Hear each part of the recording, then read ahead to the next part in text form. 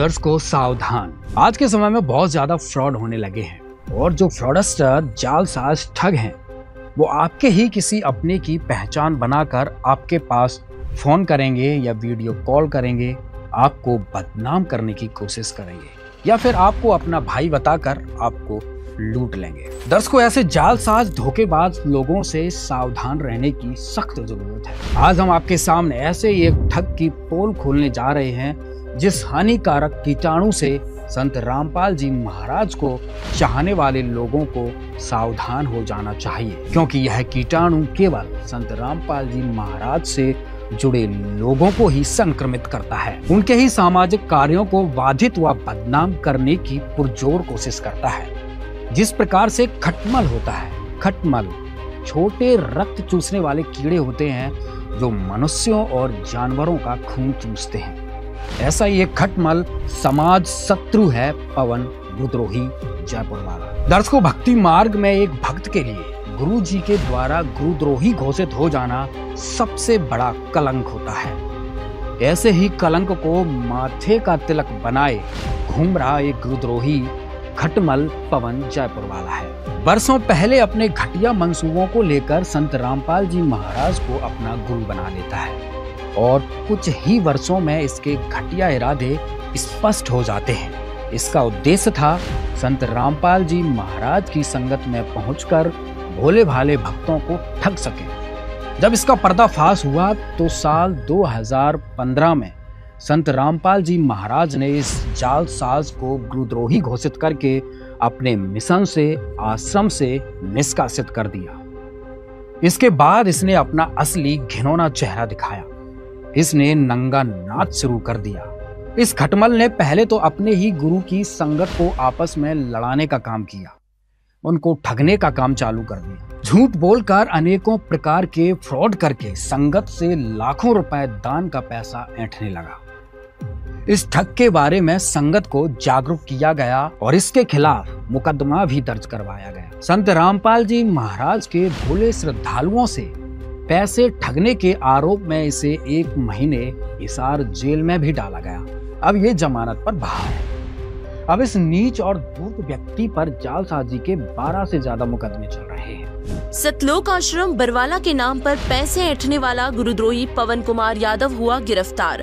आरोपी लोगों से सतलोक आश्रम के संचालक संत रामपाल जी महाराज जी के नाम पर लोगों को गुमराह करके उनसे पैसे ठगता था। हाल ही में पुलिस ने उसे गिरफ्तार कर लिया है। आरोपी पवन कुमार यादव राजस्थान के गाँव अजितपुर का रहने वाला है। पुलिस ने आरोपी को कोर्ट में पेश कर 1 दिन के रिमांड पर भेज दिया है। पुलिस के मुताबिक वह एक यूट्यूब चैनल काफी समय से चला रहा था और चैनल और विज्ञापन के माध्यम से लोगों से पैसे ऐंठता था। पैसे अपने अकाउंट पर गूगल पे या फोन पे पर ऑनलाइन लोगों से लेता था। आपकी जानकारी के लिए बता दें कि आरोपी को संत रामपाल जी महाराज जी ने पहले ही गुरुद्रोही घोषित कर दिया था और आरोपी नकली मोक्ष जल बेचने को लेकर पहले भी जेल की सलाखों के पीछे जा चुका है। सारी संगत इसकी सच्चाई से रूबरू हो गई और जिन लोगों से इसने पैसे ठगे थे वे सभी इसके चंगुल से बाहर आ गए। इसके फ्रॉड का पर्दाफाश जब हुआ तो इसका धंधा चौपट हो गया। फिर इसने समाज के भोले भाले लोगों के साथ भी फ्रॉड किया। कोरोना काल में इसने फर्जी दवाई बनाई, लोगों से खूब पैसे ऐंठे। फिर वहां भी इसका फ्रॉड का धंधा पकड़ा गया, जिस कारण से इसे जेल तक जाना पड़ा। इस पर मुकदमा भी दर्ज हुआ। देखिए उससे संबंधित ये खबर। यूपी के मेरठ में पुलिस ने कोरोना को ठीक करने का दावा करने वाले बाबा को गिरफ्तार किया। सोशल मीडिया के जरिए फर्जी दवा का प्रचार कर रहा था। जब इसकी दाल कहीं नहीं गली तो फिर इसने एक फेसबुक पेज बनाया जहां पर ये आजकल भीख मांगकर अपना गुजारा चला रहा है और धंधा चलाने के लिए झूठे वीडियो बनाता रहता है। बगुले की तरह मछली के इंतजार में रहता है कि कोई न कोई व्यक्ति इसकी जहरीली चोंच में फंस जाए और इसके पापी पेट का गुजारा चल सके। अब ये संत रामपाल जी महाराज की प्रत्येक मानव उद्धार के कार्यों की निंदा करता है। अभी हाल ही में संत रामपाल जी महाराज के भक्तों ने सोनीपत के गोहाना में एक जाट भवन निर्माण में एक फ्लोर बनाने के लिए सहयोग दिया। नमस्कार दर्शकों, एक ऐतिहासिक और सराहनीय पहल के तहत संत रामपाल जी महाराज के आदेशानुसार सतलोक आश्रम कमेटी ने निर्माणाधीन जाट भवन के लिए एक पूरा फ्लोर दान करने की घोषणा की। उसको देखकर इस भूखे खटमल के पेट में इतना दर्द उठा कि ये अपनी वीडियो में जाट समाज के खिलाफ जहर उगलने लगा। लेकिन एक बहुत ही गजब की न्यूज, विशेषकर हरियाणा के जाट समाज के लिए, हरियाणा में भी विशेषकर सोनीपत के जाट समाज के लिए, और विशेषकर सोनीपत के गोहाना जाट महासभा के ऊपर भाई संत रामपाल जी का जो बेटा है ना, बड़े वाला, भाई तारीफ करनी पड़ेगी उसके दिमाग की।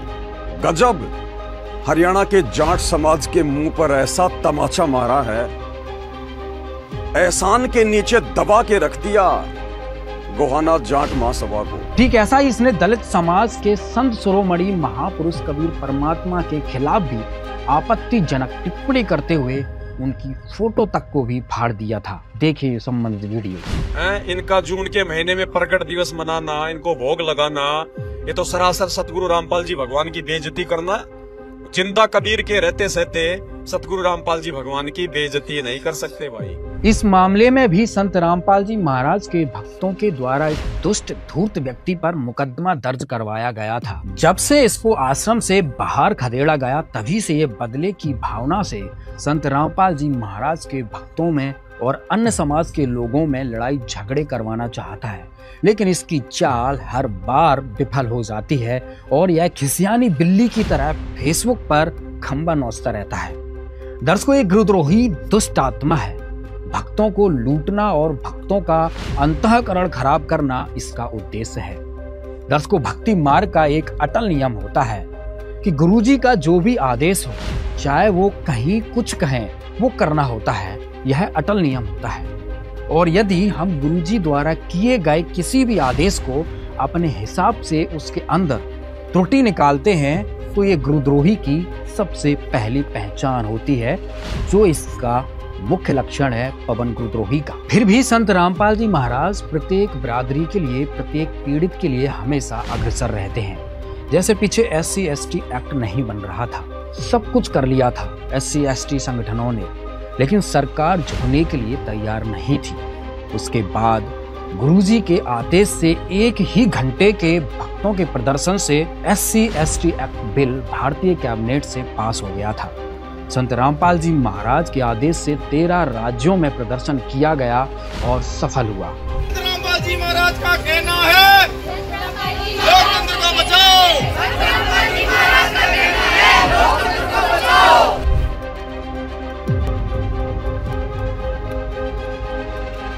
दूसरी बात, गुरुजी ने एक निर्देश दे रखा है, नियमों में भी बता रखा है कि अपने गांव में या कहीं या जहां भी कोई जैसे सामूहिक काम होते हैं, कोई चौपाड़ बनानी है या कोई तालाब खुदवाना है या किसी प्रकार का कोई भी सामूहिक काम, साझला या कोम साझला काम है, उसमें भक्त मदद कर सकते हैं, लेकिन धार्मिक अनुष्ठानों में नहीं करना होता है।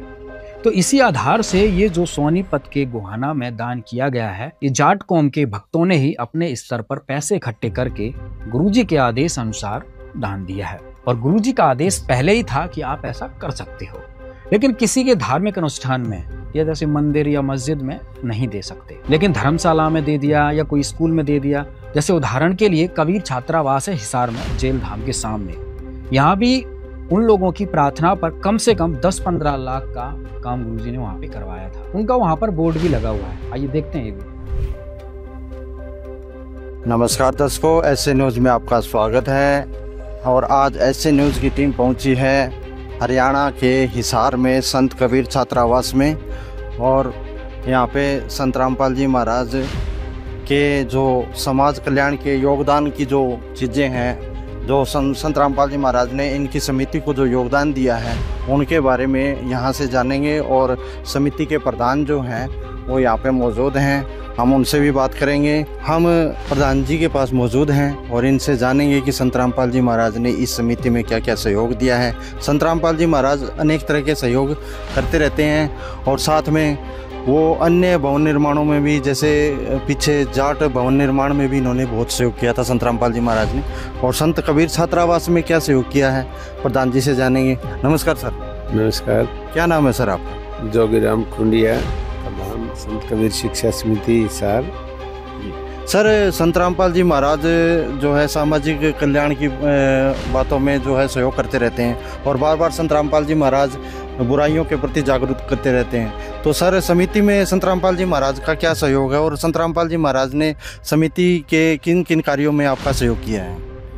संत रामपाल जी महाराज ने इस संस्था में सबसे पहले, जिस टाइम हमारे यहाँ टॉयलेट ब्लॉक नहीं था, उस टाइम टॉयलेट बनाए थे बहुत साल पहले, और वाटर कूलर, एक बहुत बड़ा वाटर कूलर दिया था।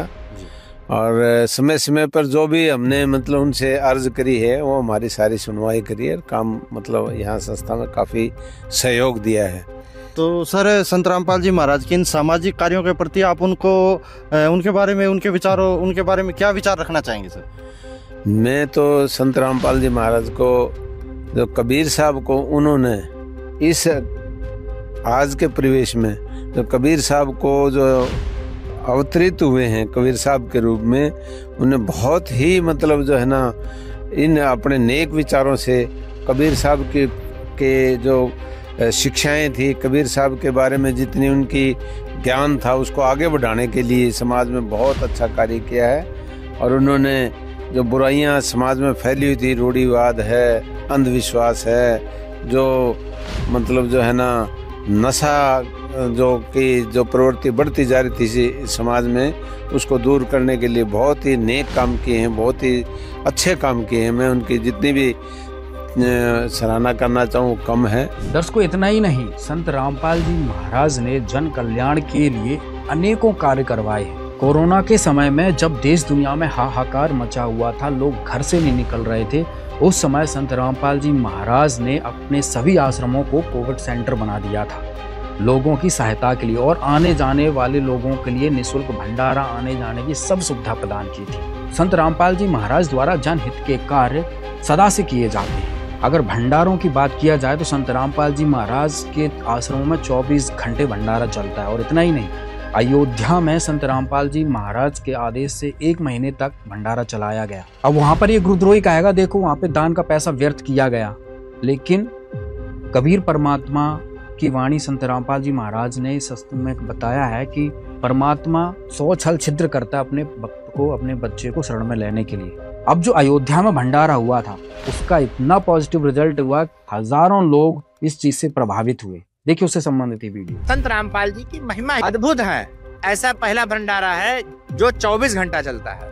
मैंने उनको 1 नंबर दे रखा है। नमस्कार दोस्तों, अयोध्या धाम में हमारी टीम लगातार मौजूद है और अब हम यहाँ पर जानेंगे कि यहाँ पर जो राम सेवक हैं, चाहे वो कोई पदाधिकारी हैं या किसी भी पद से ताल्लुक रखते हैं या विधायक रहे हैं, सभी लोग यहाँ पर एक सेवा भाव में यहाँ पर सेवा कर रहे हैं। आइए, हमारे साथ कुछ श्रद्धालु जुड़ चुके हैं, कुछ सेवक जुड़ चुके हैं, इनसे जानते हैं कि जो भी राम मंदिर में दर्शनार्थ श्रद्धालु आ रहे हैं, उनको लेकर क्या कुछ व्यवस्थाएं चल रही हैं और कैसा माहौल बना हुआ है अयोध्या धाम का।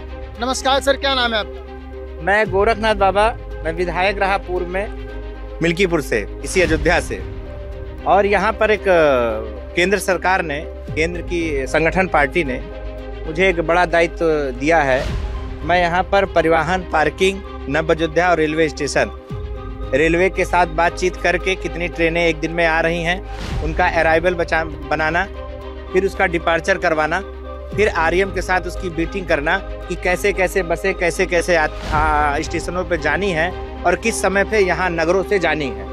सर, यहाँ पर अयोध्या धाम में आए देश विदेश से और पूरे हिंदुस्तान से, जैसे कि हम 5-6 दिन से हम लगातार देख रहे हैं कि कुछ लोग कर्नाटका से आ रहे हैं, कुछ लोग तेलंगाना, महाराष्ट्र और साउथ इंडिया से, कोई पश्चिम बंगाल से, कोई कहीं से, हर जगह से लोग आ रहे हैं। उन सबके यहाँ पर हमने देखा है कि भोजन की व्यवस्था को लेकर भी यहाँ पर एक संत रामपाल जी महाराज जी हैं, हरियाणा से आते हैं वो, उन्होंने यहाँ पर निःशुल्क भोजन की व्यवस्था कर रखी है।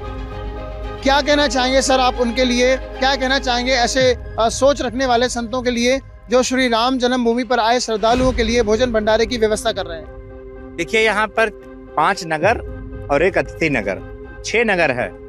6 नगर में देश भर के भंडारा चलाने वाले बड़े बड़े लोग यहाँ पर आके साधु संत अपना चला रहे हैं, बड़े बड़े व्यवसायी। उसी क्रम में चित्रकूट में बाबा रामपाल जी महाराज का भी भंडारा चल रहा है। मैं एक दिन विजिट पे गया था, एक स्टेशन पे मुझे 1600 पैकेट की जरूरत पड़ी। उस दिन गया तो मैंने देखा जो भी उनके सेवादार लगे थे, एक दो लोग तो मुझे बताते बताते रोने तक लगे। इतनी खूबसूरत व्यवस्था, मैंने छैयो भंडारे सब अच्छे चल रहे हैं, पर इतना बढ़िया रामपाल जी महाराज का चल रहा है। मैंने देखा सब चीज देसी घी में बन रही है। हमने देखा एक तो टमाटर भी खरीद के आता है, तो मंडी का जो सबसे अच्छा टमाटर है वही वहां खरीद के आ रहा है।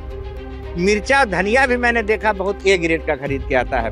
किसी भी काम में होता नहीं कमियां गिरी, जैसे बाजार गए तो 8 रुपया मिर्चा बिक रहा है पौवा, और 20 रुपया पौवा भी बिक रहा है, कोई 12 रुपए में दे रहा है। तो हमने देखा वहाँ के लोगों ने टॉप का जो सामान है मार्केट वो लेने का काम करते हैं, और उनका भोजन प्रसाद भंडारा ए ग्रेड का है। मैंने उनको 1 नंबर दे रखा है, मतलब गजब का उसमें मिठास है, गजब का, उसके लिए वर्णन नहीं। भोजन किया है वहाँ पे? अरे अभी मैं हलवा आपके साथ खाते खाते आ रहा था। हलवा तो उनका मैं दीवाना हूँ। एक तो कोई मिठाई बनाते हैं देसी घी में, पीली पीली है भैया, और उससे भी तगड़ी एक व्हाइट बनाते हैं बर्फी।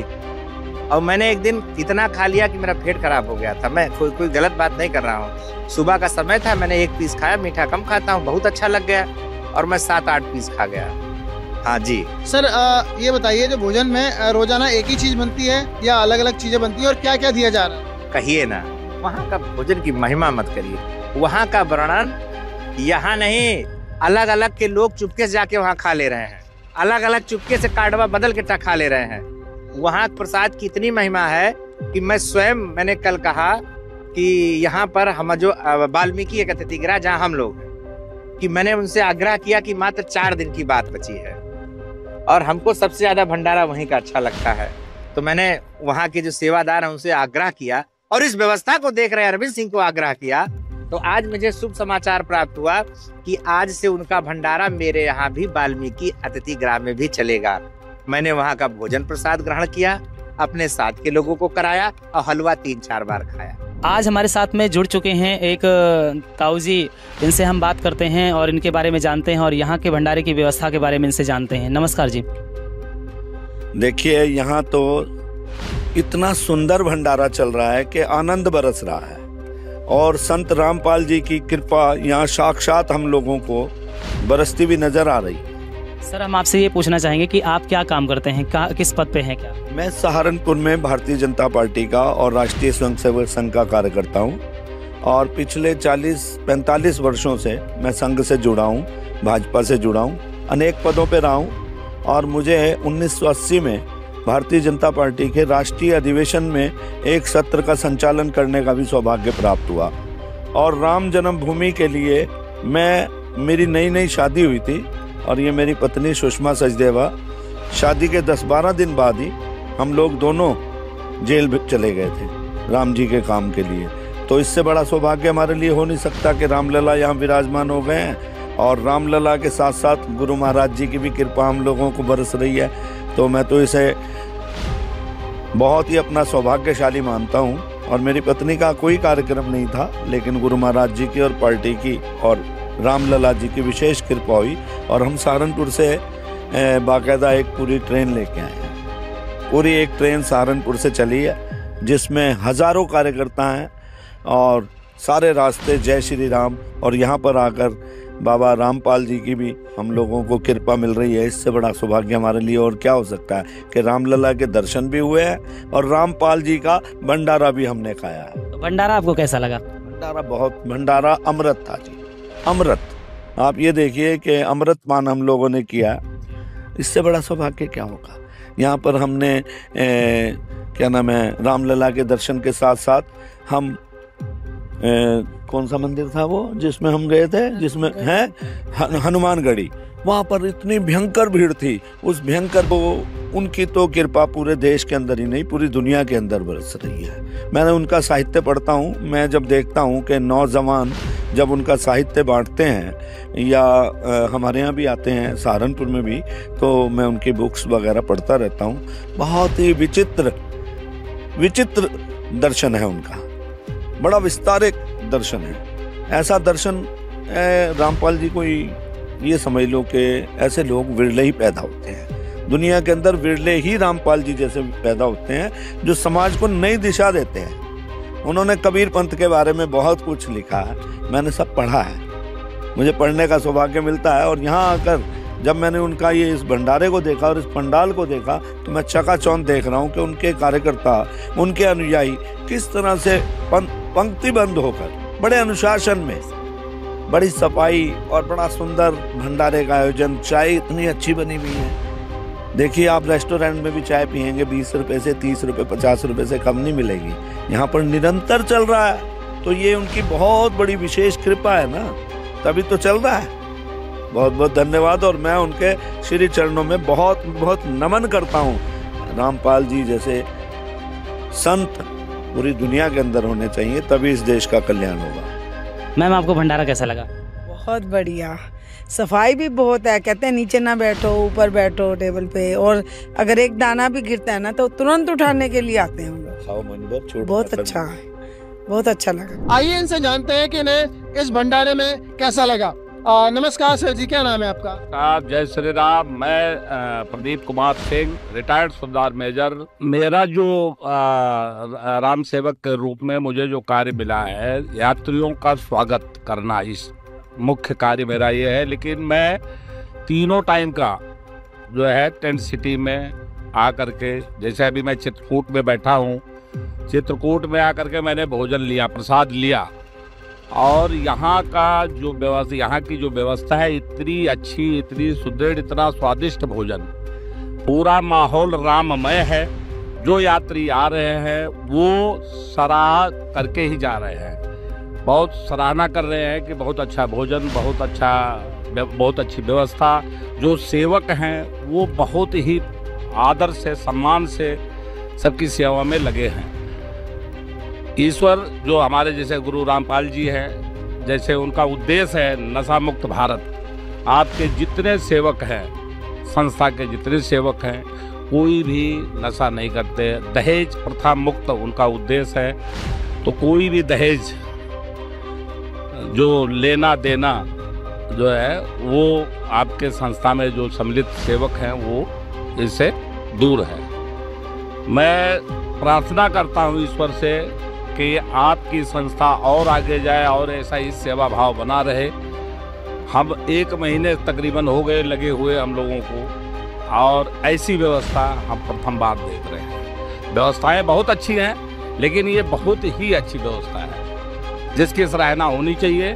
और आने वाले दिनों में जो है, जैसे अभी हमारे एक सेवक ने बताया, जो यहाँ के इंचार्ज है, उन्होंने बताया, अनुरोध किया कि भैया और कहीं भंडारा लगाना है तो मुझे ज़रूर बताइएगा, सेवा का मौका दीजिएगा, हमारे गुरुजी का आदेश है।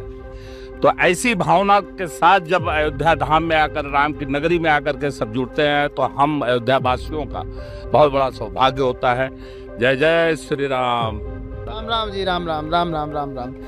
सर एक और सर हमारे साथ जुड़ चुके हैं, आइए इनसे जानते हैं कि भी what exactly he is feeling here, और इन्हें कैसा लगा ये भंडारे का जो स्वाद था वो कैसा था, भोजन का स्वाद था कैसा था। नमस्कार सर जी, राम राम जी, क्या नाम है आपका? राम जी, हरभजन गौड़ हमारा नाम है, अयोध्या धाम से हैं, और यहाँ की सुरक्षा व्यवस्था में लगाए गए हैं।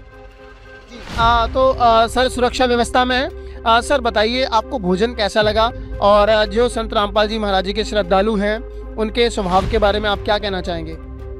यहाँ का भोजन जो है भंडारे का इतना स्वादिष्ट, इतना अच्छा, इतना भाव, भोजन से इतना भाव से खिलाते हैं सभी जो सेवक हैं, सभी लोग जो भंडारे में जो भी आयोजक हैं, सभी इतने भाव से भोजन करा, इतने प्रसाद खिलाते हैं इतने प्यार से कि कुछ उसकी सराहना जितनी की जाए उतनी कम है।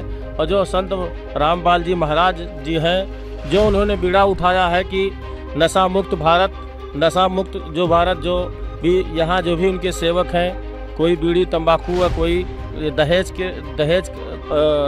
रोकने के लिए जो भी बीड़ा उठाया गया है, इसके लिए भी उनका जो भी बीड़ा उन्होंने उठाया है महाराज जी ने, वो हम प्रभु श्री रामचंद्र जी से कामना करते हैं कि आने वाले समय में पूरा भारत नशा मुक्त हो और भंडारा और सुंदर और अच्छा और भव्य चले, और सभी जो यहाँ भंडारे में लगे सभी सेवक हैं, राम सेवक हैं, मैं प्रभु श्री रामचंद्र जी से कामना करता हूँ सबके ऊपर अपना आशीर्वाद बनाए रखें। जय श्री राम। राम राम जी, राम राम। दोस्तों पूरी अयोध्या राममय है। जब से राम जन्मभूमि पर अयोध्या में श्री रामचंद्र जी के मंदिर का नवनिर्माण हुआ है, and everybody is surprised and everybody is feeling fantastic and that's why यहाँ पर जो भी सेवक हैं वो अपने 100+ दे रहे हैं अदर अपनी सेवाओं में। इसी को लेके यहाँ पर संत रामपाल जी महाराज जी भी सहयोग प्रदान कर रहे हैं। जो भी जो श्रद्धालु जन आ रहे हैं उन सबको भंडारा करवा रहे हैं। जैसे कबीर साहब ने काशी में भंडारा करवाया था जहाँ पर 9 लाख लोग आए थे, उन सभी को भंडारा करवाया था। सर ने बताया भी कि जो लोग सर ने बताया भी कि यहाँ के जो मैनेजमेंट है या जो भी हैं उन्होंने कहा है कि अगर आपको और भी भंडारे की व्यवस्था हो तो उसके लिए भी हम तैयार हैं। दोस्तों आप देख सकते हैं संत रामपाल जी महाराज हमेशा सामाजिक कार्यों के लिए हमेशा तत्पर रहते, तैयार रहते हैं। एक और श्रीमान हमारे साथ जुड़ चुके हैं, आइए जानते हैं इनसे कि इन्हें ये भंडारे की व्यवस्था कैसे लगी और भंडारे में जो जो व्यंजन प्रदान किए जा रहे हैं श्रद्धालुओं को वो कैसा लगा और इनके प्रति जो स्वभाव कैसा रहा संत रामपाल जी महाराज जी के अनुयायियों का। नमस्कार सर जी, राम राम जी, कैसे हैं आप? जय श्री राम, एकदम ठीक है हम। कैसा लगा आपको भोजन सर? भोजन बहुत अच्छा लगा। मैं अरविंद सिंह हूँ और यहाँ नव अयोध्या में जो 6 भंडारे चल रहे हैं इसका दायित्व हमारे ऊपर है और भंडारे का हमने प्रसाद ग्रहण किया।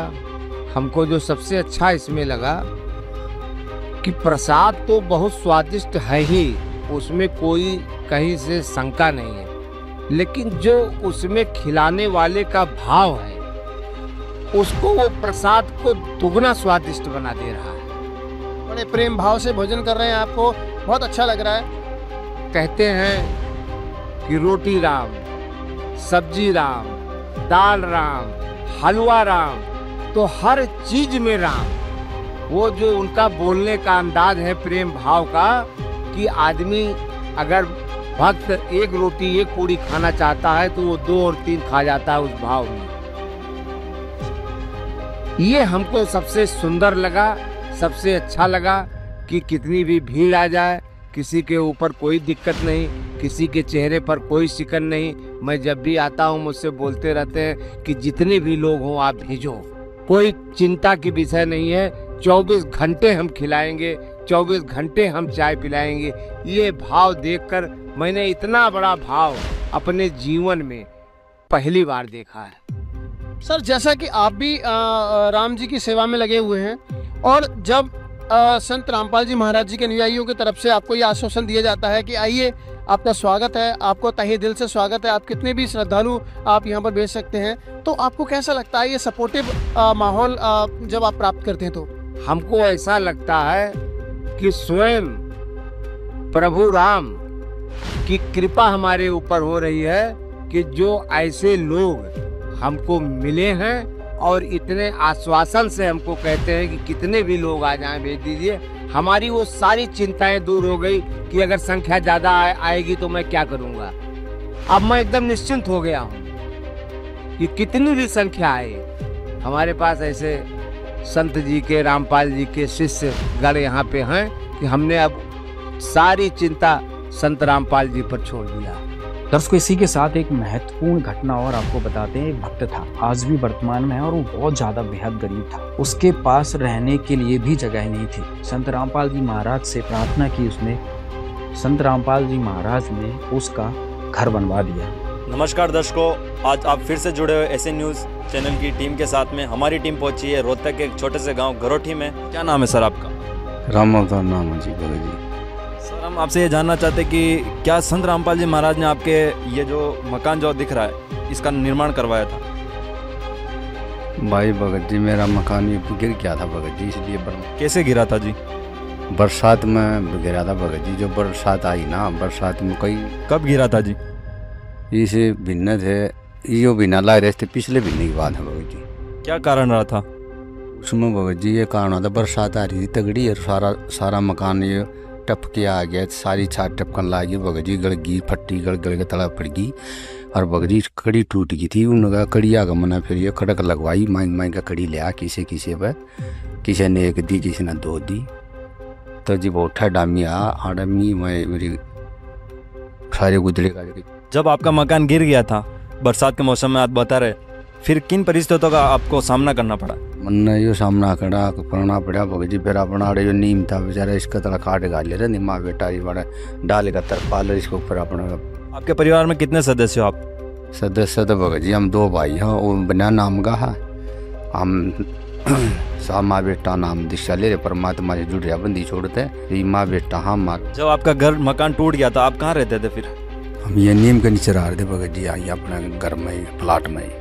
तो दर्शकों, आपने जाना कि ये जब मकान टूट गया था तो ये जो नीम का पेड़ आपको दिख रहा है, मैं कैमरामैन से चाहूँगा एक बार बताएंगे, जो ये नीम का पेड़ आपको दिख रहा है इसके नीचे रहा करते थे। तो आइए आगे की जानकारी फिर इनसे लेते हैं हम। तो जब आपके साथ ये परिस्थितियाँ गुजर रही थी तो फिर आपने अपने परिवार के लोगों किसी से मदद मांगी? हाँ मांगी थी भगत जी, मैंने सरपंच मेमरा तो करी, सरपंच में मेमरा ने किसी ने ख्यास नहीं करी, ना मेरा मकान बनवाया, ना नाइट के सब ने बोला भाई हमारा बस कम थारा मकान नहीं बनवाना, अपना थारा गुरु बनवाओगा। आपके गुरु किसके लिए बोल रहे हैं आप? संत रामपाल जी महाराज के लिए। आपने संत रामपाल जी महाराज से, आप जैसे बता रहे आपके गुरु जी हैं, उनसे गुहार लगाई, मदद की? महाराज जी मैंने प्रार्थना लगाई, गुरु जी एक बे बहन है, एक बे ब्याह कई बे ने फिर मेरे से बताई मारे से, फिर हमने फिर गुरु जी के भाई हैं भगत उड़े भगता की मैंने प्रार्थना लगाई, पर्चा पे लिखवा लिखी, लिख कर पर्चा पर मैंने पर्चा दिया हमसे गुरु जी से। क्या बोला फिर गुरु जी ने? भगता ने प्रार्थना लगा, भगता ने कह दिया भाई गुरु जी से प्रार्थना लगा, फिर गुरु जी ने ये आदेश आया भाई राम अवतार का मकान माई का भाई 15 दिन में तैयार करो, भाई माँ बेटा बारिश हो गए बेचारी। तो फिर आपका मकान कब शुरू हुआ बनना?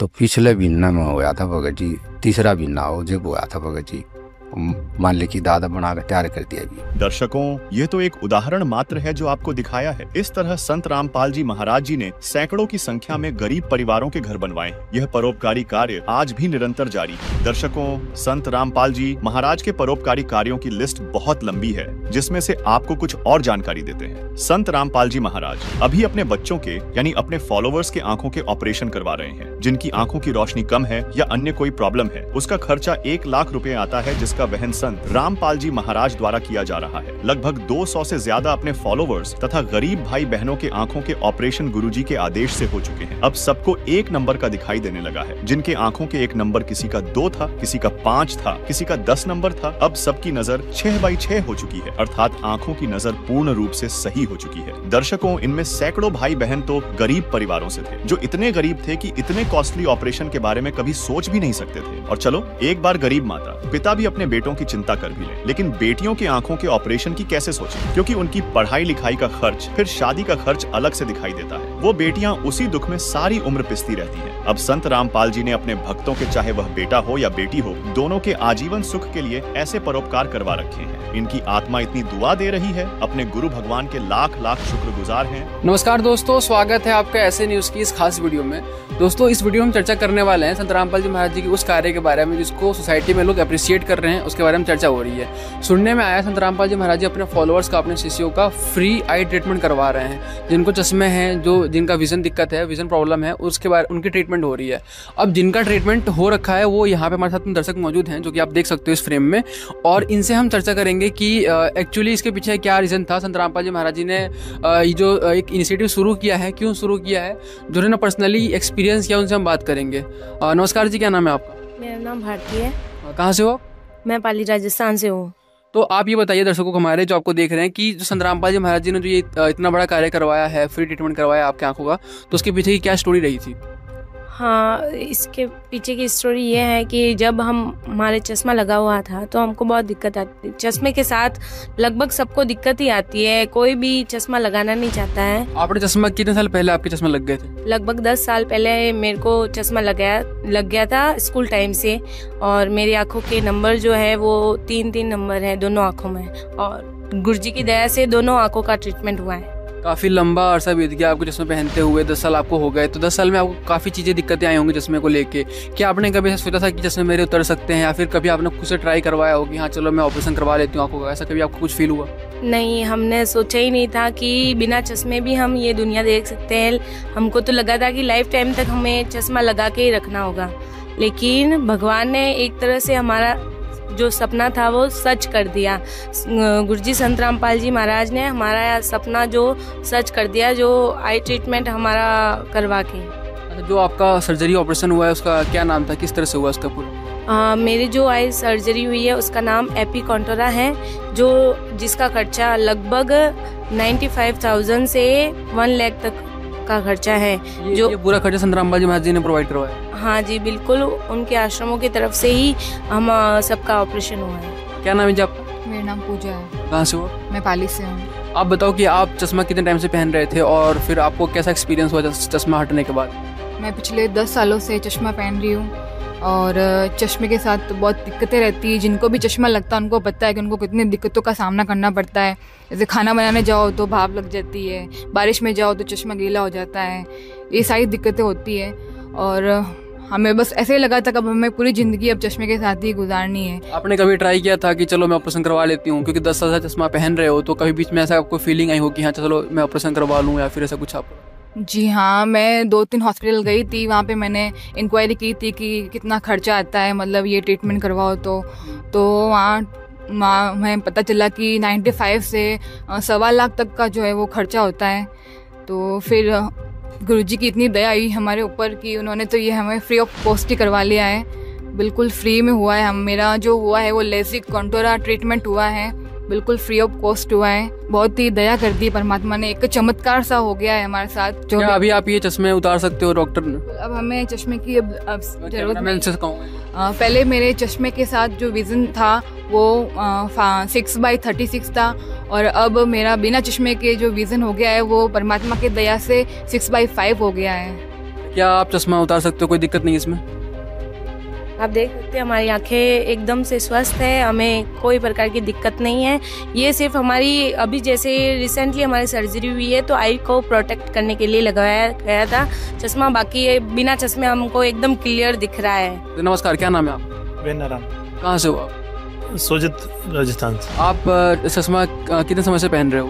2014 से 10 साल हो गए। तो आपको ये संत रामपाल जी महाराज जी ने मतलब जो ये फ्री ट्रीटमेंट करवाया है, तो इसके पीछे क्या कहानी रही थी? आपको कैसे कांटेक्ट किया गया? फिर आप जब यहाँ पे आए जहाँ पे आपको ऑपरेशन हुआ, तो फिर किस तरह से डॉक्टर से आपकी डीलिंग? डॉक्टर से ऑपरेशन हुआ उसके बाद बहुत अच्छा दिख रहा है। जैसे कि आपका जो सर्जरी हुआ था वो क्या नाम था सर्जरी? Contoura, lazy Contoura. आपका क्या नाम है सर? मुकेश दा। कहाँ से हो? मैं जैसलमेर राजस्थान से। आप कितने समय से चश्मा पहन रहे हो? मेरे को 12 साल हो गए सर लगभग। 12 साल में कभी आपने खुद ट्राई किया था कि चश्मा क्या मैं ऑपरेशन करवा लूँ या फिर चश्मा हटवा लूँ? ऐसा कभी आपने कभी ट्राई किया हो? ट्राई तो नहीं किया सर, बट मुझे ऐसा लगता था कि होगा ही नहीं है तो, और इसका काफ़ी खर्च भी बहुत ज़्यादा था, तो फिर थोड़ा वो लगता था कि अभी आइज़ के साथ में ऐसा कुछ करना सही नहीं है। अचानक से संत रामपाल जी के आदेश हुए और आपके चश्मे उतर गए, क्या आप कभी कल्पना की थी इस चीज़ को लेकर? नहीं सर, बहुत अच्छा लग रहा है, हमने कभी सोचा भी नहीं था, ये एकदम ही हुआ है। अब जैसे हम ऑपरेशन थिएटर में जा रहे थे तो ओटी भी नहीं दिख रहा था हमको, ऑपरेशन के बाद में हमें वो सब कुछ नज़र आने लग गया, सिर्फ एक चमत्कार की तरह हुआ था हमारे साथ। सर आप ठीक हो? आप चश्मे उतार सकते हो? बिल्कुल बिल्कुल उतार सकते हैं, बिना चश्मे के हमें देखो बिल्कुल साफ दिख रहा है जी। तो अभी आप चश्मे लगा लीजिए। अभी ये वो आई विटनेस हैं जिनका ऑपरेशन संत रामपाल जी महाराज जी ने करवा रखा है। तो अभी क्या आपके पास रिपोर्ट है उस चीज़ की जो आपका ऑपरेशन हुआ था? वो रिपोर्ट दिखाइए मैं दर्शकों को, ये एक बार दिखाना। ये इनका पूरा रिपोर्ट है।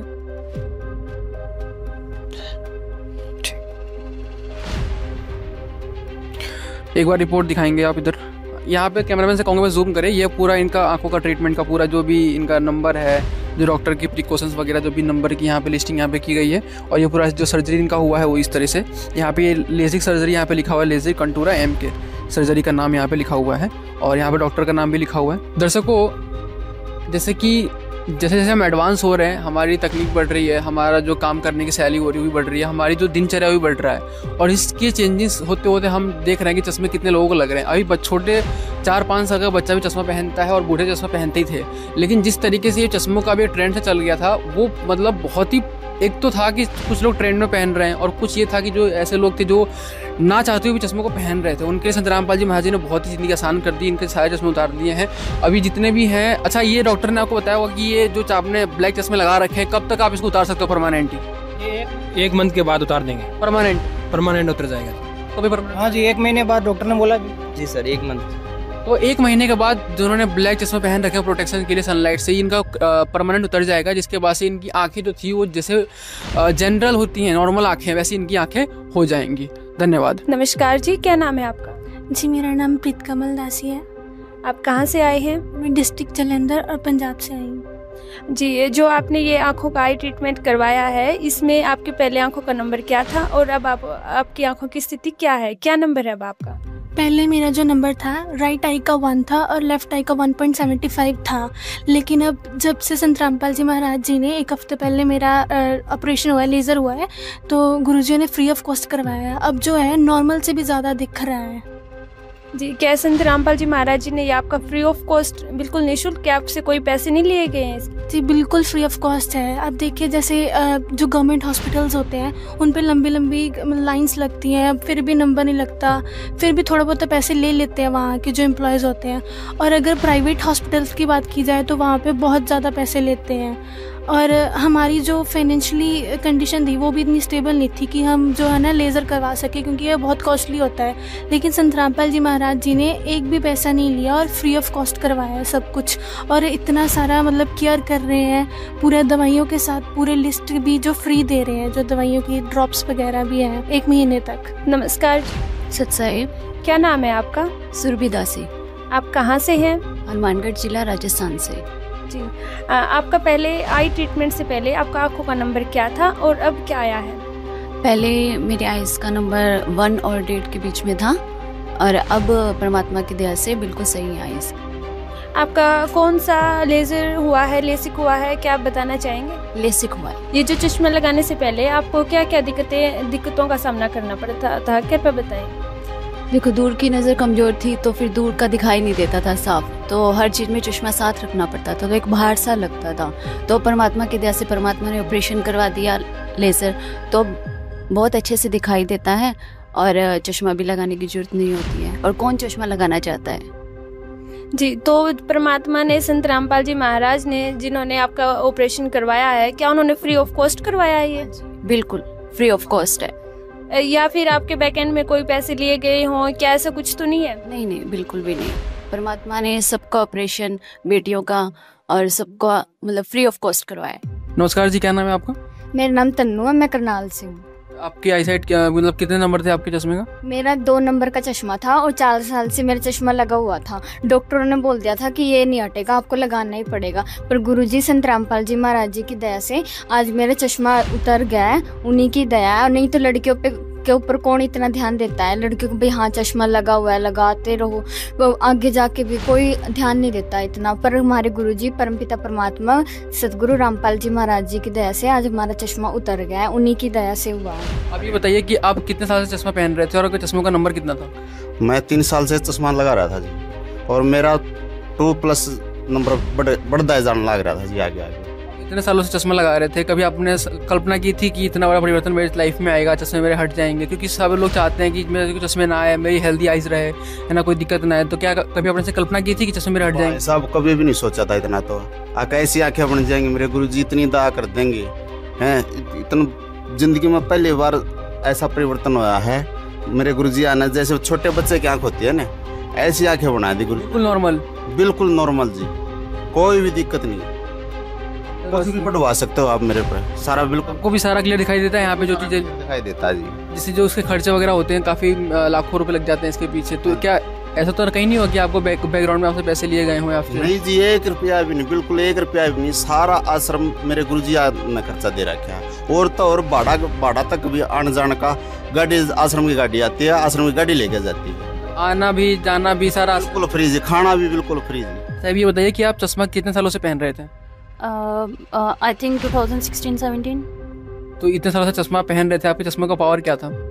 एक्चुअली मेरी ना पावर स्टेबल नहीं रहती थी, बिकॉज सिलेंडर नंबर मेरा हमेशा ही, मैं एवरी 3rd मंथ मुझे लेंसेज चेंज कराने पड़ते थे। हर डॉक्टर मुझे यही बोलता था कि आपको कुछ आइज़ में प्रॉब्लम है। देन मैंने एम्स में ट्रीटमेंट कराया इस चीज़ का, तो 6 मंथ मेरा वहाँ ट्रीटमेंट चला, बट वहाँ से मुझे कोई मतलब वही मेडिसिन जब तक चली तब तक ठीक था। उसके बाद मैंने परेशान होकर दवाइयाँ छोड़ दी। ब्लरीनेस बहुत ज़्यादा थी, मतलब हर बार मेरे को यही प्रॉब्लम रहता था। मतलब हर 3rd मंथ में आपको आपके नंबर शायद बढ़ते थे या फिर आपको आंखें में दिक्कत देती थी? आपने एम्स में भी दिखा लिया, फिर भी कोई इम्प्रूवमेंट नहीं आया? नो, कोई इम्प्रूवमेंट। तो अभी आपका जो आंखों का ऑपरेशन हुआ है, तो अभी आपकी आई का क्या हेल्थ है, क्या इसका कंडीशन है? हाँ जी, संत रामपाल जी महाराज जी की दया से मेरा ये ऑपरेशन हुआ एंड केराटोकॉनस मेरे यहाँ आने के बाद मुझे पता चला, जो कि मुझे एम्स में भी नहीं पता चला था कि केराटोकॉनस नाम की भी कोई डिसीज़ हो सकती है। यहाँ आने के बाद डॉक्टर्स ने मुझे यही बोला कि आपको जो प्रॉब्लम है वो बहुत ज़्यादा मतलब रेयर भी है और क्रिटिकल भी है, तो इसमें सर्वाइव करना बहुत मुश्किल होता है। आप कैसे सर्वाइव कर रहे हो? अभी आपका ऑपरेशन हो गया है, अभी आपकी विजन कैसी है? क्या जो डॉक्टर ने क्लेम किया था कि ये कभी रिकवर नहीं कर पाओगे आप, या फिर आपकी लाइफ टाइम वो चश्मा पहनने पड़ेंगे, तो क्या वो चीज़ अब गलत प्रूफ हो चुकी है? हाँ जी बिल्कुल, जो मुझे एम्स वाले डॉक्टर्स ने बोला था ना कि चश्मा तो आपको लाइफ टाइम तक पहनना पड़ेगा, आज मेरी सिचुएशन ये है कि मैं विदाउट लेंसेज अपना सारा काम बहुत आराम से कर रही हूँ। बिकॉज जब मैं यहाँ दयाल आई सेंटर में आई थी उस टाइम पे मेरी बहुत ज़्यादा बैड कंडीशंस थी आइज़ की, and now I have situation is that कि 6/18 उस टाइम का नंबर था मेरा, और आज के टाइम पे 6 विजन मेरा आया है 6/9।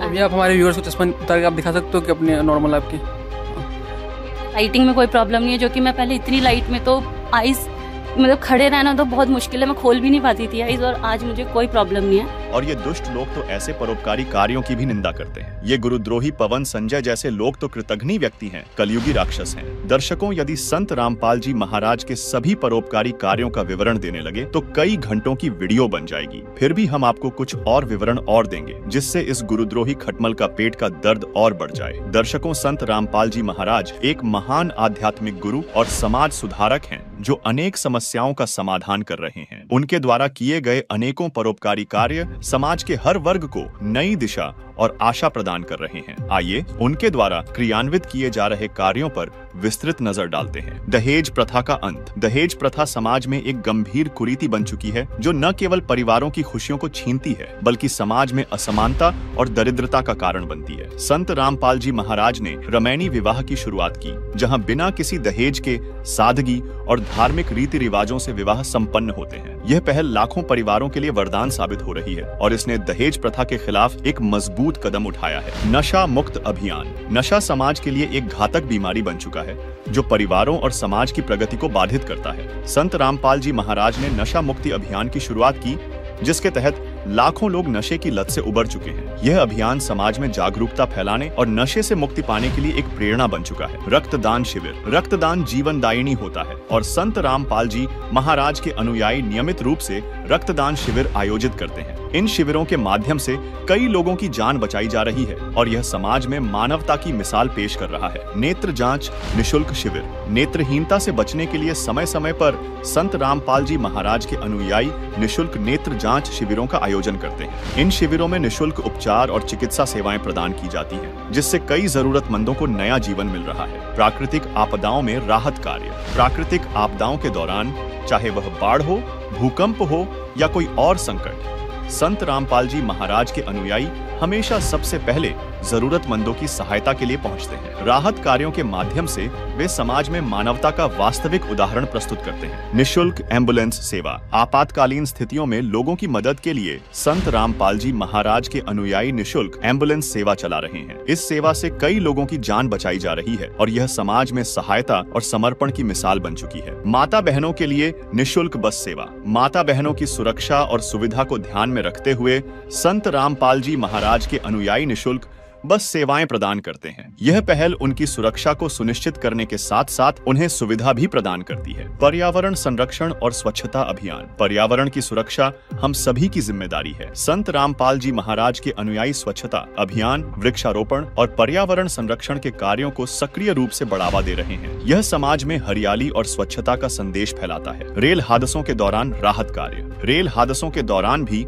संत रामपाल जी महाराज के अनुयायी प्रभावित लोगों की मदद के लिए सबसे पहले पहुंचते हैं। वे प्रभावितों को भोजन, कपड़े और चिकित्सा सुविधाएं प्रदान करते हैं, जिससे मानवता की सेवा में एक बेहतरीन उदाहरण प्रस्तुत करते हैं। वृद्धों और अनाथों की देखभाल। महिला सशक्तिकरण। रिश्वत पर प्रतिबंध और भ्रष्टाचार को खत्म करना। सामाजिक समानता और जातिवाद का विरोध। गौ सेवा के लिए योगदान। गायों के पालन पोषण के लिए गौशाला में शेड लगवाना तथा समय समय पर गायों के लिए गौशाला में चारा उपलब्ध करवाना। तो संत रामपाल जी महाराज के आदेश अनुसार, जो संत रामपाल जी महाराज के आदेश हैं उसके अनुसार ये कार्य हमेशा चलते रहते हैं। कुछ कार्य हैं जो मीडिया हाइलाइट्स में आ जाते हैं, कुछ कार्य हैं जो मीडिया उनको कवरेज नहीं करती। लेकिन जितने भी कार्य हैं वो मानव हित में ही हैं, समाज के उत्थान में ही है, समाज हित में ही है। अब जो भी ऐसी खबर दान से संबंधित या जनहित के संत रामपाल जी महाराज के समाज सुधार से संबंधित कोई भी कार्य हाईलाइट होता है, मीडिया में आता है, तो ये खटमल कुछ भी अपना नाम शनाप बकने लगता है। संत रामपाल जी महाराज का उद्देश्य सत्य भक्ति प्रदान करने के साथ साथ समाज में भाईचारा स्थापित करना,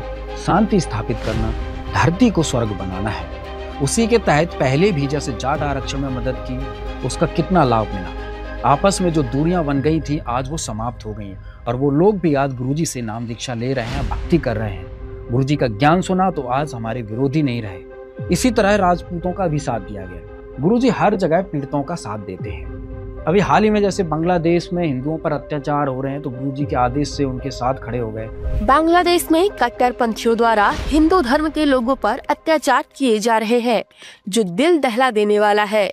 इसी के विरोध में मध्य प्रदेश के जिला विदिशा की तहसील गंज बासोदा में विश्व हिंदू परिषद, बजरंग दल और संत रामपाल जी महाराज के समर्थकों ने मिलकर नगर में निकाली रैली और राष्ट्रपति के नाम ज्ञापन सौंपा। सबको संत रामपाल जी महाराज ने कई बार आदेश दिया है कि यह पवन जयपुर वाला दुष्ट आत्मा है, इनका यही काम है, इसकी बातों में आकर अपना अंतःकरण खराब न करना। दर्शकों, इसका एक और पर्दाफाश करते हैं। इस वीडियो में ही ये संत रामपाल जी महाराज के विशेष संदेश का सहारा लेकर अपनी बातों को गुरुजी का आदेश बताकर सत्य साबित करना चाहता है। देखिए वीडियो। ये तुम्हारे बाप का सत्संग है, लेकिन दुख इस बात का है कि तुम सत्संग सुनते नहीं हो और इस दान का दुरुपयोग कर रहे हो, भगत समाज के कर्म फुड़वा रहे हो। क्या कह रहे हैं सतगुरु रामपाल जी, ध्यान से सुनिए। खेतर पातर बोई जौरी च जगदीश, खेत के देरा खा गया कर काम धेनो की रीश। ये नकली संत जैसे काम धेनो यानी गाय ने बढ़िया आहार खिलावांगे, दनोले दाना और अच्छी खुराक तो गजब का दूध देगी। और गधे न खुआवांगे, गधे ने क्या देगा। तो नकली संत तो गधे समान है, उनको खुआने का कोई फायदा। और असली संत काम देने शाम में खुआओगे, अगले दिन बाल्टी में फर्क पड़ जाएगा, ज्यादा दूध देती है। एक और देखिए, इसी वीडियो में लिया गया विशेष संदेश 66 का कुछ अंश, जिसके माध्यम से अपनी बात को सच साबित करना चाहता है। कह रहे अच्छे इंसान तो जगत वाले भी ऐसा नहीं करते जैसा तुम भगत कर रहे हो। तो ऐसा तो संगत माई कुसंगत उपजेगी और ऐसी कुसंगत होगी फिर हम रखेंगे नहीं उसको खेत में। किसान उसको बाढ़ को पाड़ कर खेत तो बाहर फेंक देता है, तो उसको आप मिशन से निकाल दिया जाया करेगा। सुधर जाओ, एक के नहीं सुनी जाया करती। दिशा में शिक्षा दी जाती है, अमल कर लो इन पे। कर्म बतेरे फोड़ लिए, इस ज्ञान का असर क्या हुआ? थोड़ा सा सुख होते हैं, फिर पक्के जन काल के बन जाते हैं। भगवान वही करेंगे, भगवान से दूर हो जाना। तो आम समाज से भी गिरा हुआ सतगुरु रामपाल जी ने अपने भक्तों को बता दिया। अरे कौन से दिन आंखें खोलोगे हड्डियां टूटने के बाद? इसने गुरुजी के 2 वीडियो सुनाकर जाट समाज में और संत रामपाल जी महाराज के भक्तों में बैर भावना फैलाने का काम किया है, जो कि इसका धंधा ही है, कोई बड़ी बात नहीं। अब आपको 2 वीडियो विशेष संदेश की हम सुनाते हैं और काल के दूध की पहचान करिए कि क्या सत्य है। नीच आदमी है, काम होते हैं दुनिया को मूर्ख बनाए, उनका जीवन नष्ट करे। अब तो स्वयं भू गुरु बन के, जैसे 2-3 दुष्ट बन गए थे, संजय दिल्ली वाला और पवन जयपुर वाला, ये पाप आत्मा थे। इन्हें तुम्हारा नष्ट करने का ठेका ले रखा काल से। एक और प्रमाण देखिए, विशेष संदेश 12 में भी संत रामपाल जी महाराज जी ने इसको गुरुद्रोही बताया। ऐसे ही जो गुरु के साथ अन्य बकवास करते हैं, जैसे 2-3 दुष्ट लोगों ने अपने बकवाद के कारण संगत को लूटना चाहा, मेरे खिलाफ काम किए।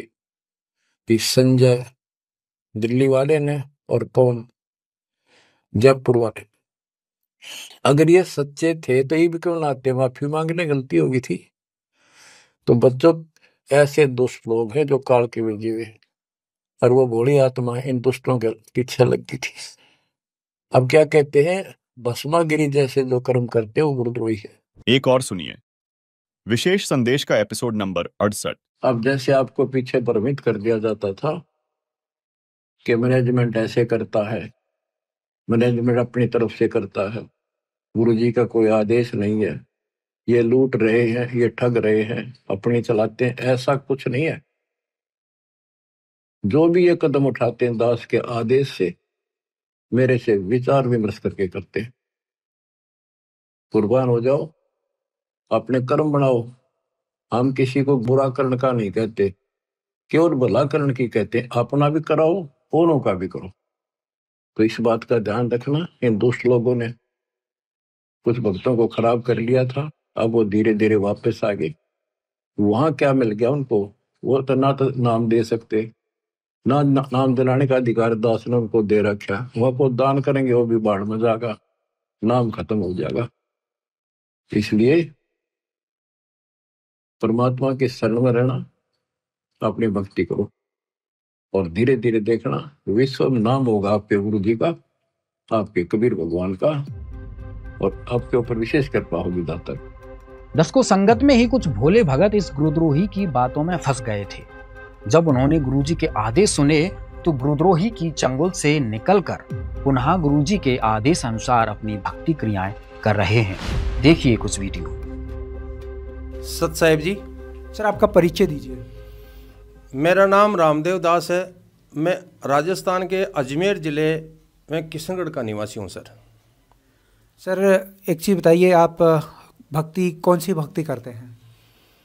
मैं हमारे तत्वदर्शी संत रामपाल जी महाराज द्वारा दी गई जो शास्त्रों के अनुसार भक्ति है, वो भक्ति जो शास्त्रों में गीता, पुराण, कुरान में लिखा है, उसके मुताबिक भक्ति करते हैं सर। तो सर, एक चीज़ बताइए, जब आप संत रामपाल जी महाराज द्वारा दी हुई भक्ति करते हैं तो आप गुरुद्रोहियों के संपर्क में कैसे गए? सर जी, एक ये लंबी कहानी है। मैं 12 सितंबर 2014 को मालिक से दीक्षा ग्रहण की और नवंबर 18 को मालिक ने एक लीला कर दी। हालांकि एक ही महीना हुआ था। एक भक्त आत्मा विचलित हो सकती है, लेकिन मैं पीछे कई सालों से मैं इस परमात्मा की मार्ग में था, मैं विचलित नहीं हुआ। फिर उसके बाद में हमारे को आदेश मिला कि आप हिसार तारीखों पे जाओगे। हम तारीखों पे जाने लगे। जिस प्रकार हमारे जो पहले के भगत थे किशनगढ़ में, उनके मुताबिक हम एक्टिविटीज़ करना शुरू कर दिए थे। और हमें ये वो धैर्य रखने के लिए बोलते थे, आपको धैर्य रखना है, ये पूर्ण परमात्मा है और इसमें कोई तनिक भी त्रुटि नहीं है।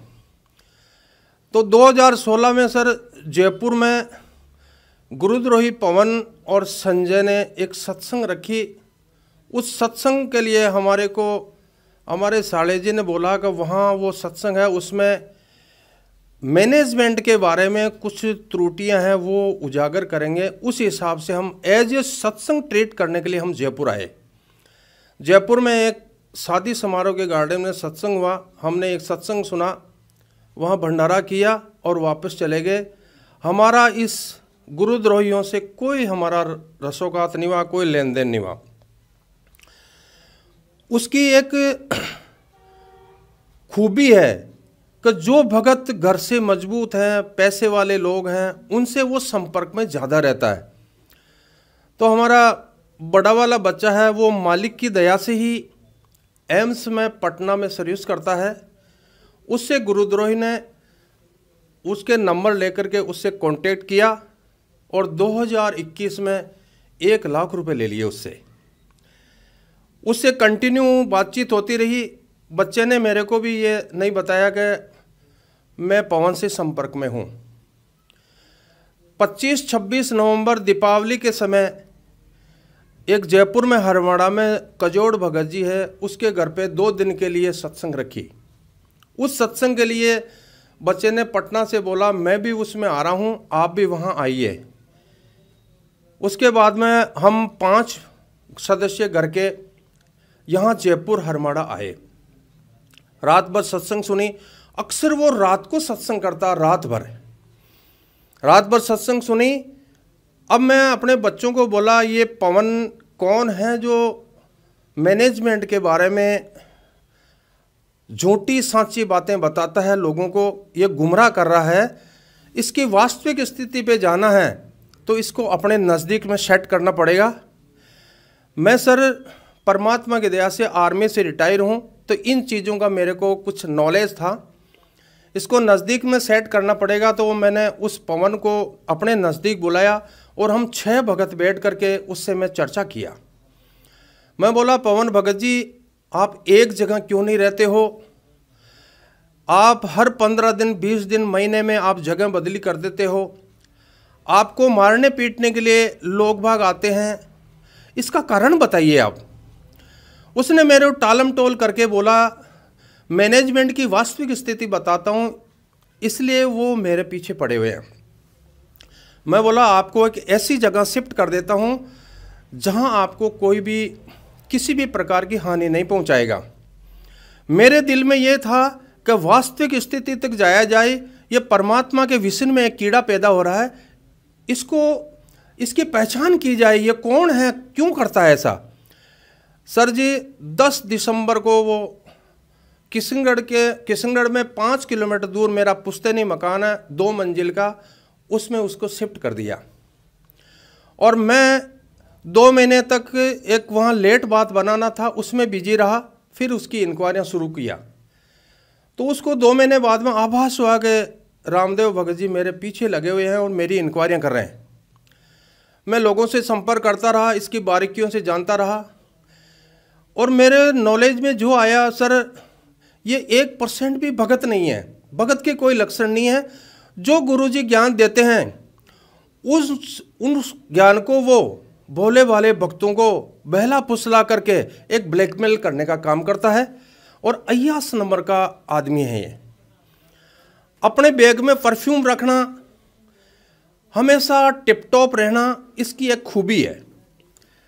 ये पहले भी इस प्रकार से रहा करता था। तो ये बातें मेरे जहन में धीरे धीरे समाने लगीगा। हम गलत रास्ते पे हैं, लेकिन हमारा पूरा परिवार परमात्मा की दया से हम सत भक्ति में चलते रहे। लेकिन हमें पता था कि हमारा इसके साथ में रहना अच्छा नहीं है। इंक्वायरी चलती रही और ये 6 जुलाई 2022 को रात को 11 बजे पिकअप गाड़ी में अपना सामान भर के वहाँ से भाग गया। जब इसको पता लगा कि रामदेव जी मेरे पीछे लगे हुए हैं और ये मेरे को पुलिस कस्टडी में ले लेंगे, उसका एक जीता जागता उदाहरण है सर। 10 जून 2022 को 5 दिन के लिए सत्संग हमारे किशनगढ़ में रखी थी, जिसमें हमारे नज़दीकी थानेदार गांधीनगर थानेदार शंभू सिंह शेखावत सीआई उस सत्संग को रोकने के लिए वहां आए थे। मैं उनसे चर्चा किया और ये पीछे वाले गेट से कुछ भक्तों को लेकर के जयपुर के लिए भाग गया वो। तभी मेरे को ये पूरा शंका हो गया, ये पुलिस से बहुत ज़्यादा डरता है। एक बार मार्च 2022 में भी किशनगढ़ में ही सत्संग रखी थी। उस इंक्वायरी के लिए डिप्टी साहब ने हमारे को बुलाया था। डिप्टी साहब के सामने मैं और ये गुरुद्रोही दोनों वहाँ पेश हुए। प्रकाश भगत जी, लक्ष्मण दास जी, बजरंग भगत जी, हमारे अजमेर के नामदान संचालक शंकर दास जी वहाँ सभी मौजूद थे। सबके सामने हम उसको बिल्कुल बेदखल कर देते, लेकिन मेरी एक इच्छा थी कि मैं इसकी पूरी तह तक पहुँचूँ। तो हमने वहाँ उसका बीच बचाव करके और उसको वापस घर ले आए। तो ये सर सारे रास्ते मेरे सामने ऐसे थे, बड़ी कठिन डगर थी।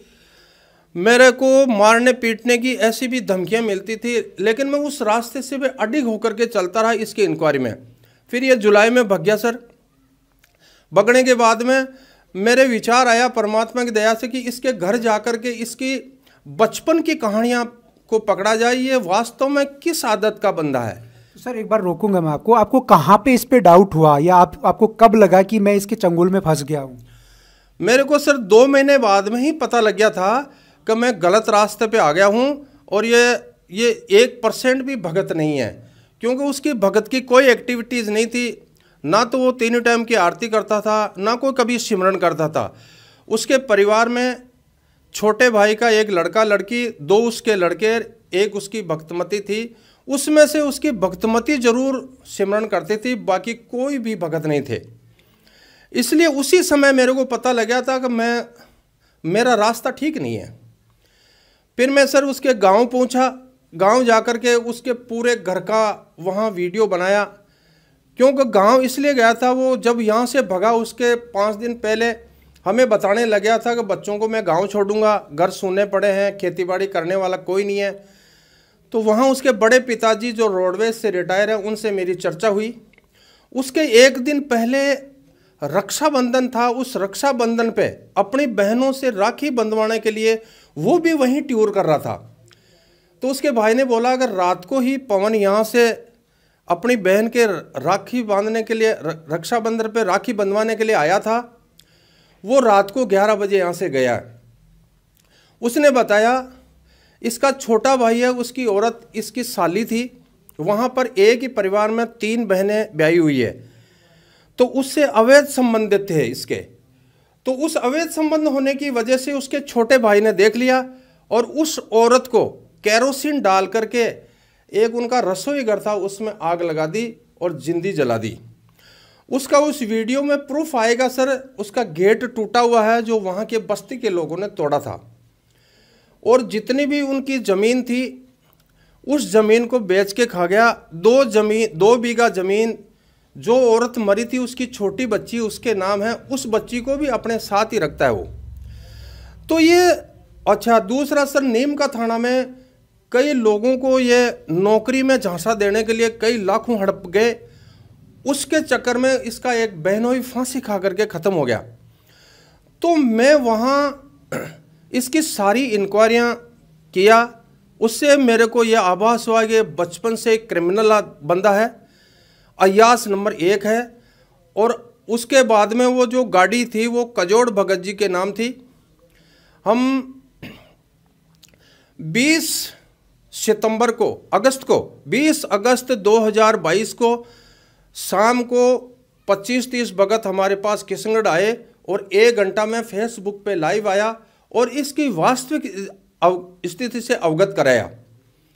21 अगस्त को मालिक का ऑडियो आया, बच्चों उस गिरोहद्रोही से दूर हो जाओ आप। 25 अगस्त को मालिक का वीडियो आया और मालिक ने आदेश दिया बच्चों आप आज ही जाकर के और शुद्धिकरण करा लो। भगत जी उसके उसी दिन पूरा परिवार जाकर के हमने शुद्धिकरण करा के मुख्य धारा में आ गए। हम मालिक के 100 बार शुक्रगुजार हैं। उस मालिक ने हमारे को वापस शरण में लिया। हम मालिक के शरण में आके भी दलदल में चले गए थे, लेकिन इतना सा अच्छा हुआ कि उसकी वास्तविक कारगुजारी से हमें अवगत हुआ और भक्तों को मैं अवगत कराया।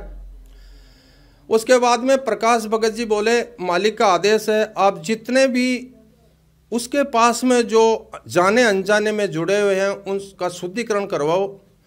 भगत जी मालिक की दया से लगभग 1000 से 1200 भक्तों का शुद्धिकरण करवाया और मुख्य धारा में आए। उन भक्तों को जिनका शुद्धिकरण करवाया था वो भगत आज भी मालिक का लाख लाख शुक्रिया गुजार करते हैं कि हे मालिक हम उस दलदल से बाहर आ गए। और तो आप ये बताइए ये क्या कह के आप लोगों को बरगलाता था मैनेजमेंट के बारे में या गुरुजी के जो परिवार के सदस्य हैं उनके बारे में क्या आपको बोलता था? वो अपने गुरुजी को भगवान साबित करता है। कबीर साहब कोई भगवान नहीं है।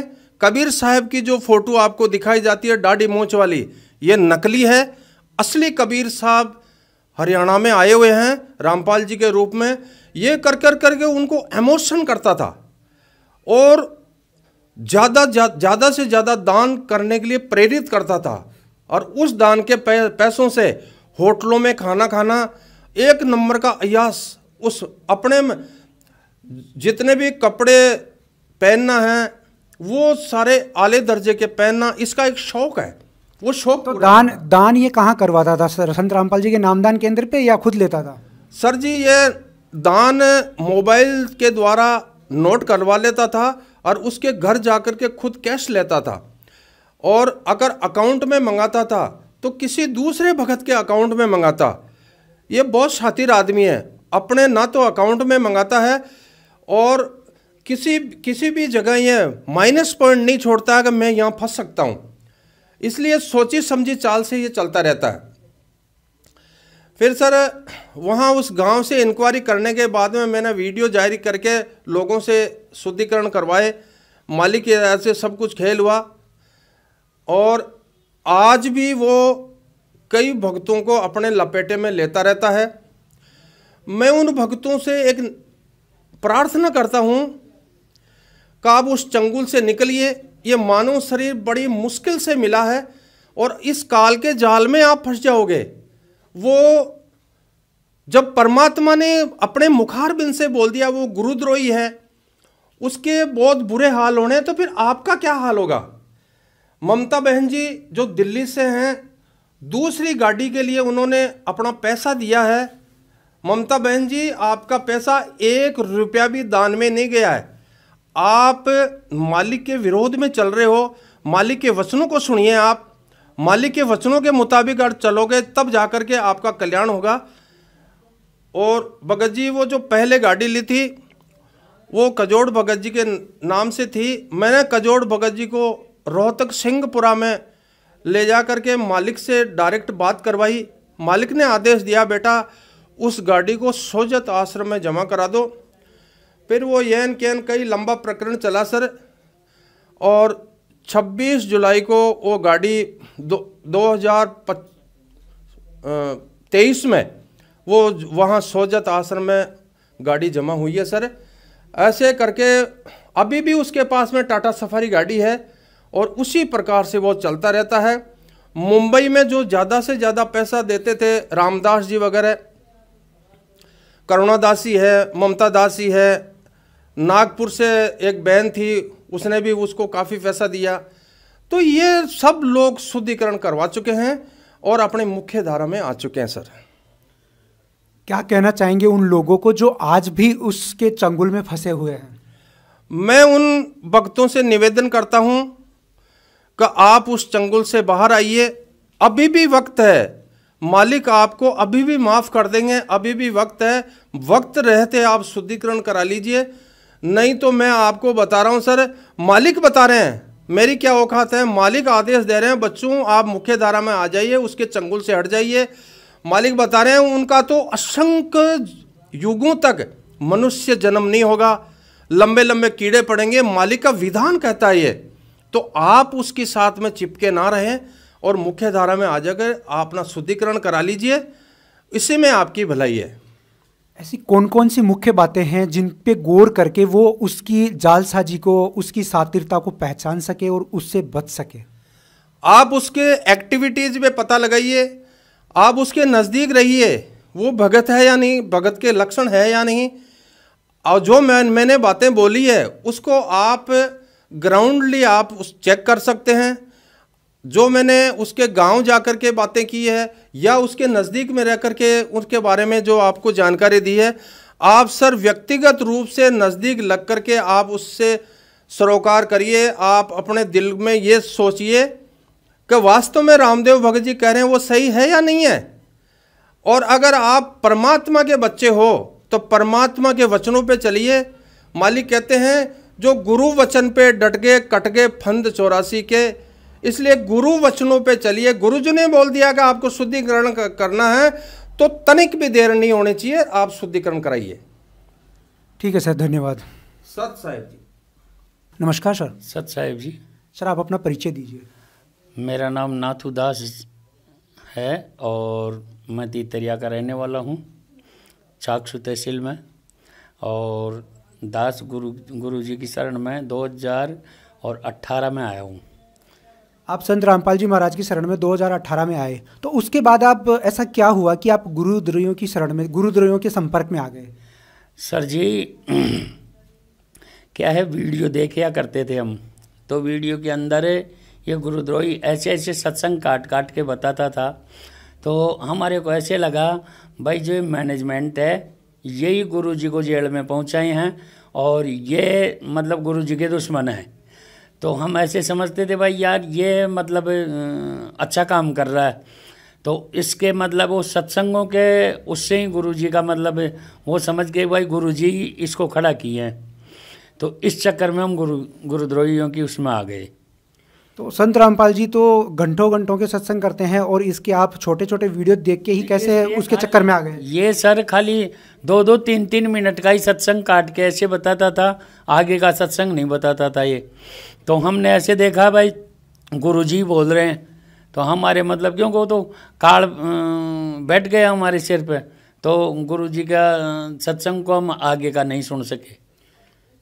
क्या फ़ायदा मिला आपको इसके साथ जुड़ के, गुरुद्रोहियों के साथ जुड़ के आपको क्या लाभ मिला? फ़ायदा तो सर जी कुछ नहीं मिला सिवाय नुकसान के। क्यों 2 साल की तो भक्ति गंवा दी हमने और ऐसा कोई लाभ भी नहीं हुआ। और अब परमात्मा से जब जुड़े हैं, वापस नाम शुद्ध करवाया है, परमात्मा की शरण में गए हैं, तो बहुत कुछ लाभ मिला है और फ़ायदा भी हुआ है शरीर में भी और सारी चीज़ में फ़ायदा हुआ है। तो आप इसके संपर्क में सिर्फ वीडियो देख के ही कैसे आ गए? मतलब आप कैसे इस तक पहुंचे कि आप इससे मिले भी हैं? हाँ सर जी, वो क्या है वीडियो देख के और हम मेरठ चले गए, तो मेरठ ही मिले हम इससे। तो मेरठ पहले ये मतलब वो वहाँ सत्संग किया करते थे, मतलब संगत इकट्ठी होती थी वहाँ, तो हम भी चले गए वहाँ गए, देखे तो मन का बहुत भगत भी आए हुए थे। तो ये भक्तों के अंदर यही मायक लेके ये संजय दिल्ली वाला, ये दोनों ही वहाँ थे और ये दोनों ही भक्तों को संबोधित करते थे मायक लेके। तो हमने देखा भाई वास्तव में यार बात तो सही है, ये इतनी संगत आई हुई है, तो मन का हो सकता है ये सही बोल रहा है। तो हमें भगत जी इतना ज्ञान भी नहीं था, इतने सत्संग परमात्मा के हमने सुने भी नहीं थे। अब तो परमात्मा ने खूब मतलब मेहर कर दी दास पे, बहुत सत्संग भी सुन लिए और अब तो ज्ञान भी हो गया परमात्मा की दया से। अब किसी के बहकावे में आ नहीं सकते, शायद सर ही कलम हो जाए बन। तो क्या ये संत रामपाल जी महाराज के परिवार वालों के बारे में भी कुछ उल्टा सीधा बोलता था? बहुत बोलता था ये, बहुत बोलता था। मतलब परमात्मा के बच्चों के लिए भी बहुत उल्टा सीधा बोलता था ये, और पत्नी के लिए भी बहुत उल्टा सीधा बोलता था ये, और उनकी बच्चियों के लिए भी बहुत उल्टा सीधा बोलता था ये। बोला ये सब है ना जो बोला पैसों के लिए वो कर रहे हैं, बोला पैसे के लिए ये सारा काम कर रहे हैं और बाप को जेल में बैठा के खुद आनंद ले रहे हैं, बोला। और गद्दी पे बैठ कर मायक पकड़ा करता था ये और सबको संबोधित करता था, और इसका कहना नहीं मानते थे ना, उसको मतलब ये अलग कर देता था। आपको कब ये एहसास हुआ कि आप सही मार्ग से भटक के इस दुष्ट यानी गुरुद्रोही के चक्कर में आ गए हैं? वो धीरे धीरे ऐसे मालूम चला कि ये इसके कुछ आचरण ठीक नहीं लगे हमें भगत जी।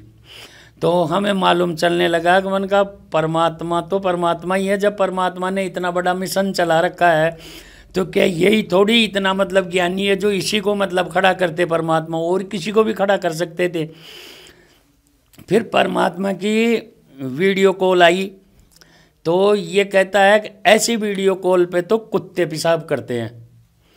तो जब दास को बहुत बड़ा मतलब दुख हुआ और उस टाइम पे हम मतलब वहाँ गए थे, मालाखेड़ा गए थे, तो वहाँ से है ना तो हम ट्रेन में आ रहे थे, तो ट्रेन में ही सुना हमने। तब इसका वीडियो देखा और इसके जो ये कुत्ते पेशाब के लिए बोला ना, दास का जब ही मन हट गया। फिर उसके मतलब मैं नेवर बात तो हमने फिर इसको वो छोड़ ही दी, संगति छोड़ दी इसकी, और फिर परमात्मा से नाम शुद्ध करवा लिया इस।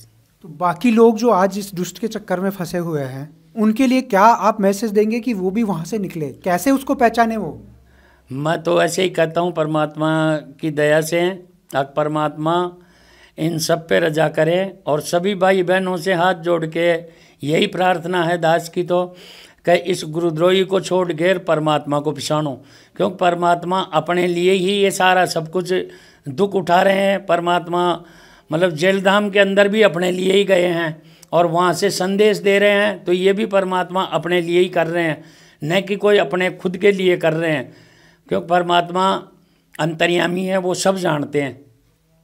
और मैं तो हाथ जोड़ के और सभी भाई बहनों से यही निवेदन करता हूँ इस गुरुद्रोही को छोड़ के और परमात्मा की शरण में आओ और अपना नाम शुद्ध करवा के और अपना कल्याण करवाओ। एक चीज़ और बताइए, इस गुरुद्रोही का उद्देश्य क्या है?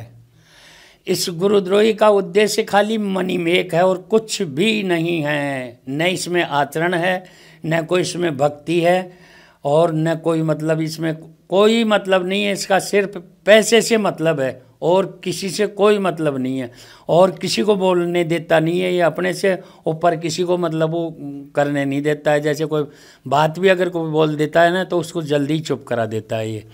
बाकी यही ये सोचता है कि बस मैं ही रहूं, बाकी और कोई मतलब मेरे ऊपर नहीं। वो अब संजय दिल्ली वाले कह रही इसके इसी वजह से नहीं बनी। संजय दिल्ली वाला कहता था कि मेरे को परमात्मा ने निमित्त बनाया और ये कहता था कि मेरे को परमात्मा ने निमित्त बनाया।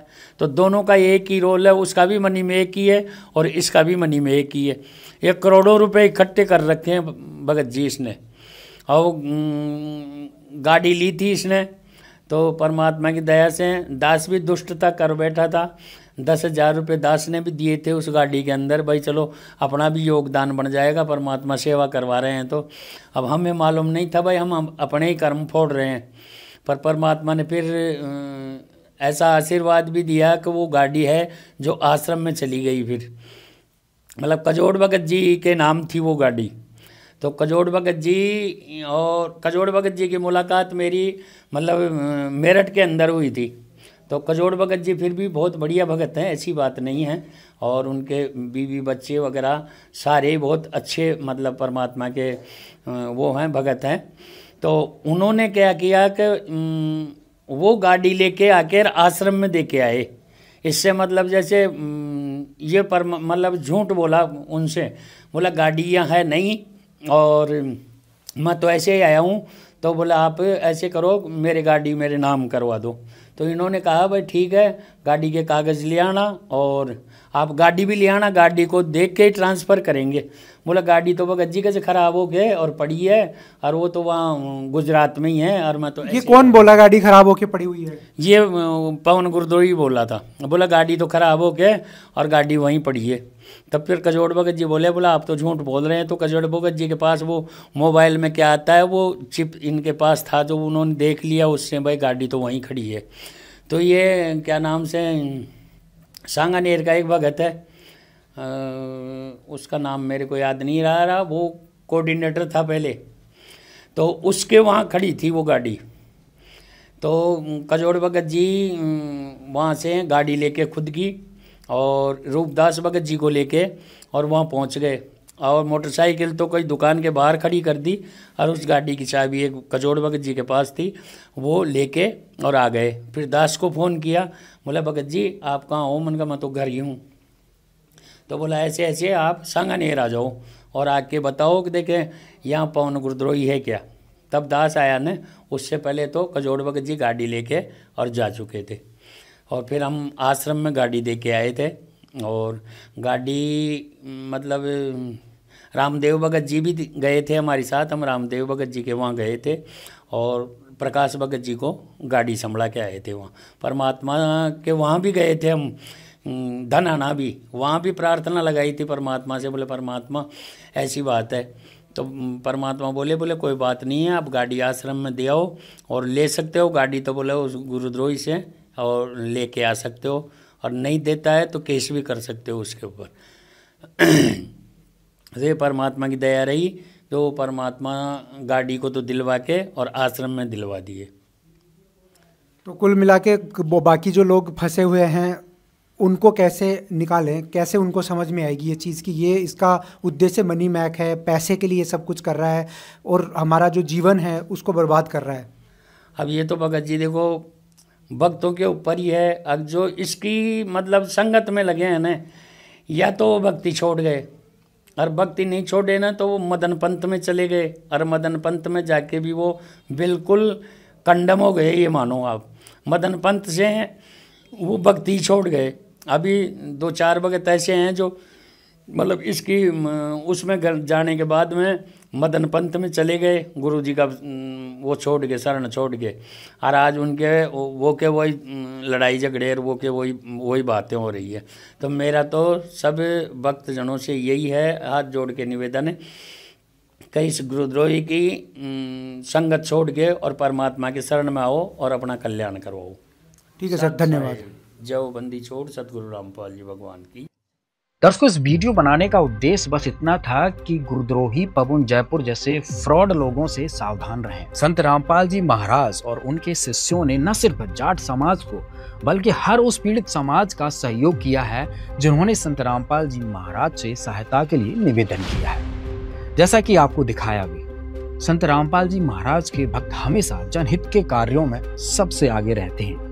संत रामपाल जी महाराज और जाट समाज में खाई पैदा करने और समाज का अमन और भाईचारा बिगाड़ने वाले इस गुरुद्रोही पवन जयपुर का कठोर कानूनी कार्रवाई के लिए संत रामपाल जी महाराज तैयारी कर चुके हैं, ताकि इस तरह के व्यक्ति भविष्य में समाज में जहर घोलने का कार्य करने की हिम्मत ना कर सकें।